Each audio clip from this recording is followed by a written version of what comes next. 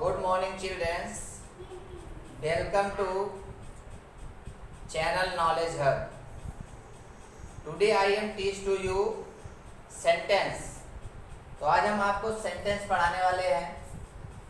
Sentence मतलब होता है वाक्य. इसका डिफिनेशन होता है, परिभाषा होती है दो या दो से अधिक शब्दों के मिलने से जिस कथन का निर्माण होता है वह क्या कहलाता है? वाक्य कहलाता है. तो अंग्रेजी भाषा में वाक्य जो है वह 5 प्रकार के होते हैं. 5 टाइप्स ऑफ द सेंटेंस. तो पहला जो है आपका जो वाक्य है वह क्या है? फर्स्ट जो है वह है असर्टिव है.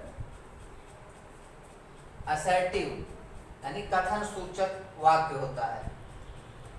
यह कर्ता से शुरू होता है. कर्ता यानी सब्जेक्ट से, यानी हमेशा इसकी जो शुरुआत होती है किससे होती है? सब्जेक्ट से होती है.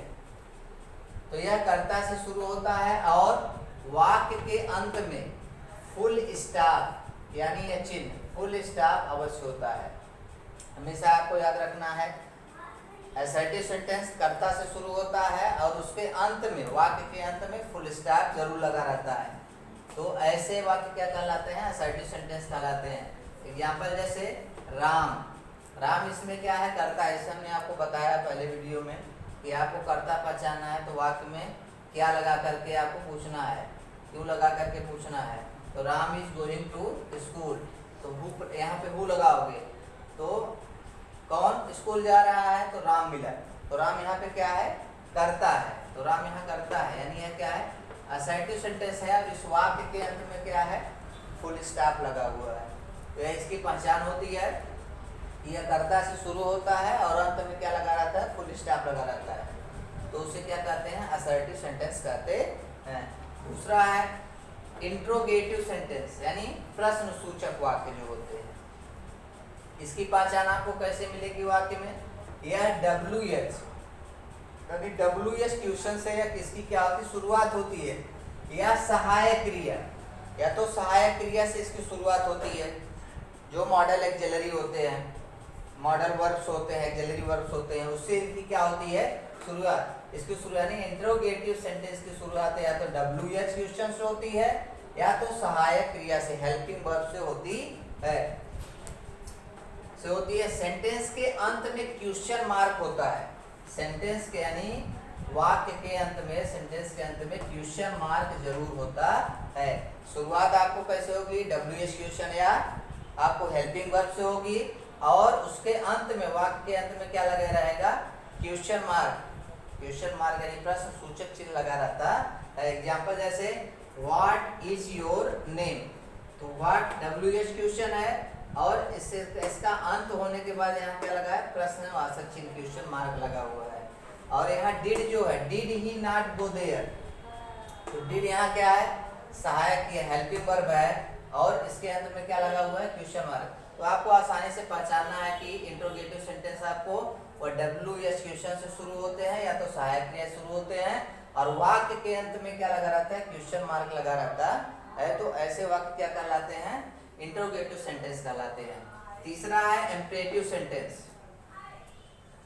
इसमें हमेशा आपको याद रखना है कि सब्जेक्ट अक्सर क्या होते हैं? छिपे हुए होते हैं. सब्जेक्ट रूप में यू जो होता है वह क्या होता है? छिपा हुआ होता है. इसमें आज्ञा, अनुरोध, सलाह, कभी वाक्य में डोंट से भी स्टार्ट होता है.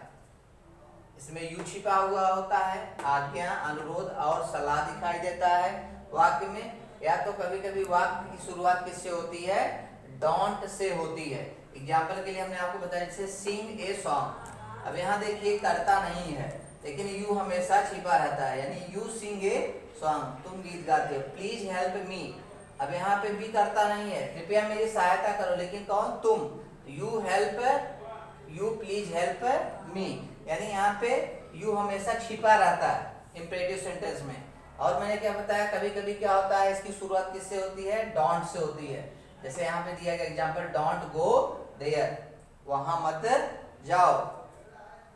तो हमेशा आपको इसमें याद रखना है कि यू छिपा रहता है वाक्य में और कभी कभी इसकी शुरुआत क्या होती है? डोंट से होती है. 2 नियम इसके होते हैं, बहुत आसान है. चौथा है ऑप्टेटिव सेंटेंस। इसकी परिभाषा यह प्रायः में से शुरुआत होता है, यानी इसकी जो शुरुआत होती है अक्सर कैसे होती है, में या में से होती है, और वाक्य के अंत में एक्सक्लेमेशन मार्क होता है। वाक्य के अंत में किसका मार्क होता है, एक्सक्लेमेशन मार्क होता है। जैसे ब्लेस, आप किसी को आशीर्वाद देते हैं, प्रे करते, प्रार्थना, विश करते हैं, ये सब भाव क्या होते हैं इस वाक्य में, यानी ऑब्जेक्टिव सेंटेंस में ऐसे भाव प्रकट होते हैं। जैसे मे गॉड ब्लेस यू, तो यहाँ में लगा है, और अंत में क्या लगा रहता है, क्वेश्चन मार्क, यानी इस वाक्य के अंत में क्या लगा रहेगा। अगर आपको ऑब्जेक्टिव सेंटेंस आपको पहचानना है तो वाक्य के अंत में क्वेश्चन मार्क हो, एक्सक्लेमेशन मार्क होगा, और उसकी शुरुआत किससे होगी, में से होगी। ध्यान से फिर से सुनिए, वाक्य की शुरुआत किससे होगी, में से होगी, और वाक्य के अंत में एक्सक्लेमेशन मार्क लगा रहता है। तो आपको आसानी के साथ आप पहचान लेंगे कि वह क्या है, एक्सक्लेमेशन ऑब्जेक्टिव सेंटेंस है। दूसरा क्या है, कभी कभी में नहीं लिखा रहता, में छिपा रहता है, से गॉड सेव द किंग, तो और लेकिन लास्ट में क्या लगा रहेगा, एक्सक्लेमेशन मार्क, यानी विस्मयादिबोधक चिन्ह लगा रहता है। हमेशा याद रखना है कि वाक्य के अंत में विस्मयादिबोधक चिन्ह है तो निश्चित है, और वह वाक्य क्या कैसा होना चाहिए, वह वाक्य में ब्लेस, प्रे, विश होना चाहिए, तो वह वाक्य क्या होगा, ऑब्जेक्टिव सेंटेंस, यानी वह ऑब्जेक्टिव सेंटेंस कहलाता है। तो हमेशा याद रखना है, इसकी शुरुआत किससे होती है, में से होती है, और अंत में क्या एक्सक्लेमेशन मार्क लगा रहता है, और कभी कभी नहीं लगा रहता है तो में उसमें क्या होता है, छिपा रहता है। पांचवा है एक्सक्लेमेटरी सेंटेंस। एक्सक्लेमेटरी विस्मयादिबोधक जिसे बोला जाता है। ऐसे वाक्य में हर्ष, घृणा, प्रशंसा, आश्चर्य आदि प्रायः पाए जाते हैं।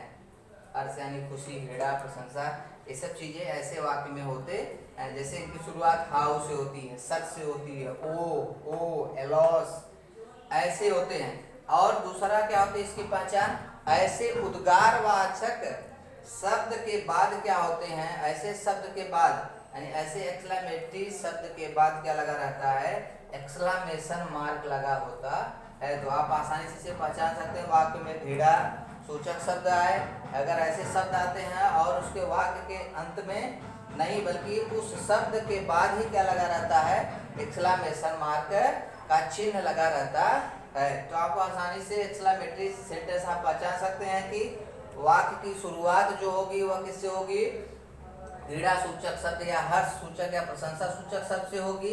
इस एग्जाम्पल के लिए हमने बताया हाउ, सच, ओ, यानी ऐसे शब्द के बाद ही एक्सक्लेमेशन क्या होंगे, मार्क लगे रहते हैं। जैसे एलॉस, इसके बाद देखिए यहाँ पे चिन्ह लगा है आई एम र्यूनेड, वेल डन, इसके बाद एक्सक्लेमेशन चिन्ह लगा है मोहन। तो आप आसानी के साथ पहचान सकते हैं कि उस शब्द के बाद क्या लगता है, एक्सक्लेमेशन। जैसे आपने देखा कि ऑब्जेक्टिव सेंटेंस में भी एक्सक्लेमेशन मार्क लेकिन वाक्य के अंत में लगता है, लेकिन इसमें क्या होता है उस वर्ड्स के बाद ही लगता है। जैसे घृणा सूचक शब्द है उसके बाद ही क्या लगता है, एक्सक्लेमेशन चिन्ह लगता है, मार्क लगता है। तो आसानी के साथ आप पहचान सकते हैं। तो आज के लिए आपको हमने आज 10 सेंटेंस के बारे में बताया, और ज़्यादा से ज़्यादा इसे देखिए और समझने की कोशिश करिए, जिससे और ज़्यादा से ज़्यादा हमने आपको इसमें इस वीडियो में आसानी से जो है सिखाने की कोशिश की है। और इस वीडियो को ज़्यादा से ज़्यादा देखें, लाइक करें, कमेंट करें और शेयर करें। तो आज के लिए इतना ही, धन्यवाद।